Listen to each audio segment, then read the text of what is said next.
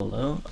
Here I'm going to be reviewing a short story by Borges, Louis Borges. I think Jorge is his last name, and then Borges. I think it's a very particular Argentine/Spanish pronunciation to that, but he was a Argentine writer, particularly of short stories, and this is a very intriguing one. Called the Aleph, and I want to give some background to Jorge, in that my first introduction to him was with the Library of Babel, as is with most people, I believe. That's one of his most famous one, and that is, a lot of his stories have encounters with kind of other worlds or dimensions, or very kind of like sort of like semiotics into, even though he was, like a metaphysics too, like kind of like, the Library of Babel being, permutations of every single different reality all inside one library space, where there's like all sorts of different rooms, and each one contains, like there's like I'm a little bit rusty on the exact details to it, but I think it was something to the effect of like there's so many different rooms, and within each room there's like basically every single possible, it has capacity for all these different throes of great literature, like different currents in different areas, and it could mean that there's like actually it could generate complete nonsense, or it could, amid the nonsense with infinity, taking infinity into account, it could also generate something very profound and wonderful. And in that sense, there's it's kind of similar to like the infinite monkeys, on typewriters theory. Although that's like a more cartoonish way of putting it. I think that kind of like undercuts, that's my my meager, explanation for the short story. It kind of undercuts it. You have to kind of read it for yourself. And yeah, he does that. Jorge makes you think, and it's like very maddening and very, like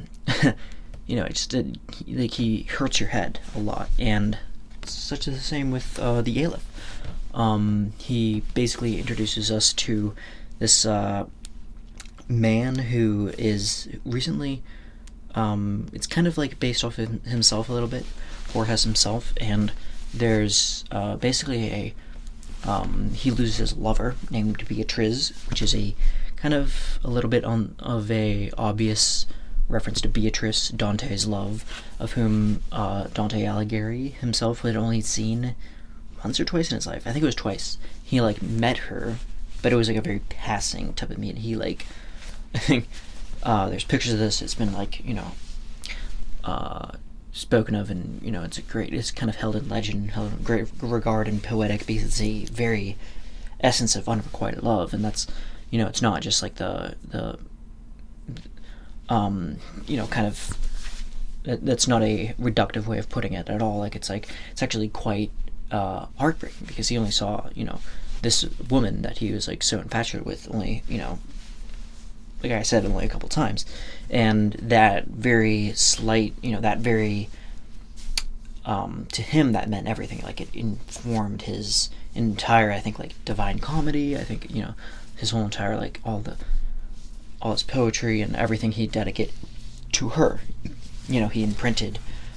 She, informed so much, and that's kind of what this is going on with the.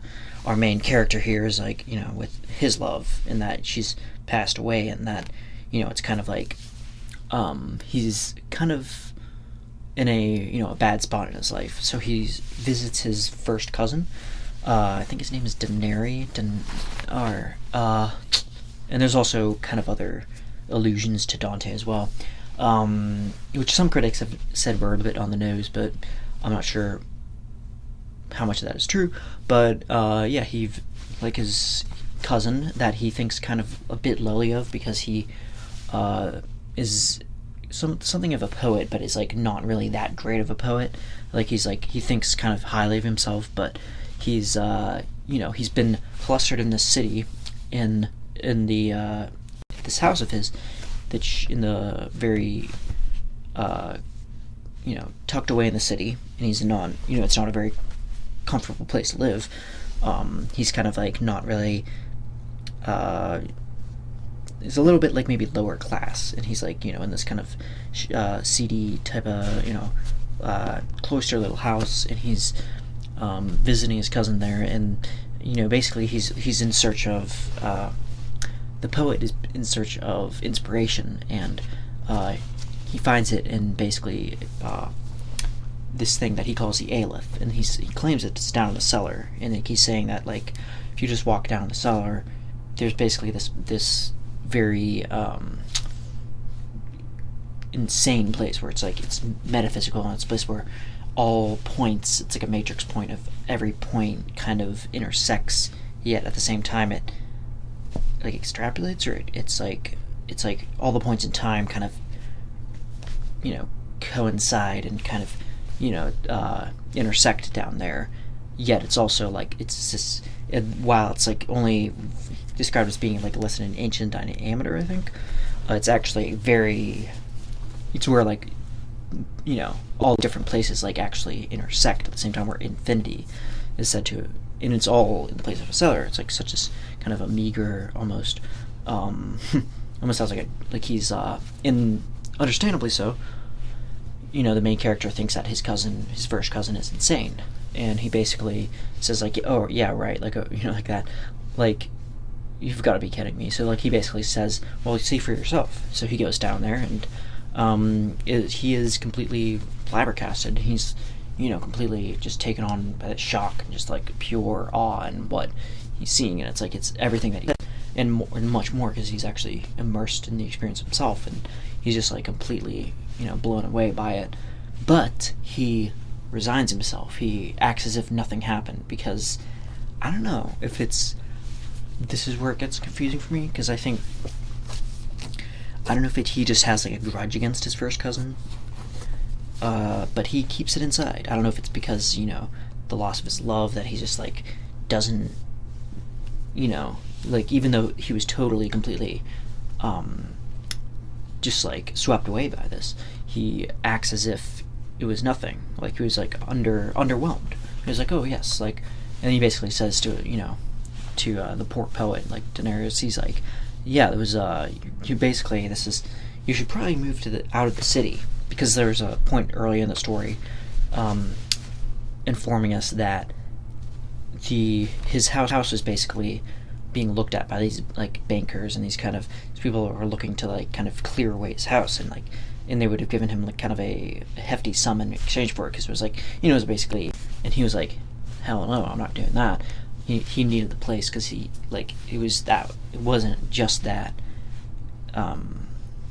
it was a place where the Aleph was, this astounding metaphysical point of which everything meets in infinity, and it's like like that's where he found his inspiration. That was his life force. And now this bank, he was like trying to fight off these people, trying to like just for the sake of just like just to sweep it under the rug, and just like we'll give you a little like lump sum of money, and you can go move out into the country and be away from this bustle of the city. And he was like, no. And that's what the main character at the end, he tells his his poor first cousin that. He's just like, yeah, I think you're insane. And no, like he doesn't say it to his face, but he's like kind of like, yeah, I think you're probably I fear for your health. I think you just get out of this place, move to the country, get yourself a nice home out in the open. And yeah, and it ends on that note. And I think what happens is like in the postscript it says that he ends up actually doing that, taking his advice, and of his cousin, and it's basically said that the Aleph was never seen again, and it was demolished and leveled to the ground. Yeah, so yeah, that's Jorge for you. Very kind of similar in a sense to his other stories like Garden of Forking Paths or Circular Ruins, more particularly the Garden of Forking Paths, where Borges presents this kind of many worlds type of situation where there's kind of aligns a bit with set theory, although I'm horrible at math, so don't quote me on that. But it's just, the idea of kind of this infinitude being clashed against the mundane. I guess the stark reality of the mundane, and kind of like, is it all, is the narrator just insane, or is it, it's like kind of flirting with that, So yeah, I'd say definitely recommend. I'd probably say read his other, like his fictions. I think like his whole book of fictions. That's where you find like most of his really like most of his most famous ones.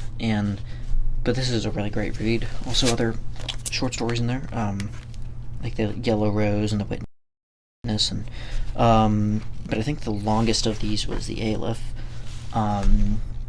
and yeah, it was thinking about doing more short stories on here. I'd love to do some Flannery O'Connor,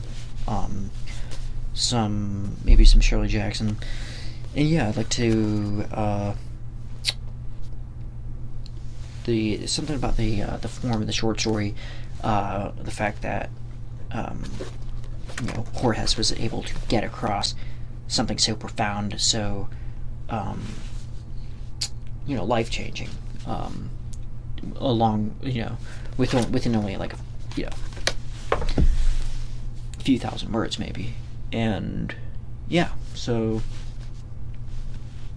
yeah, I definitely check that out.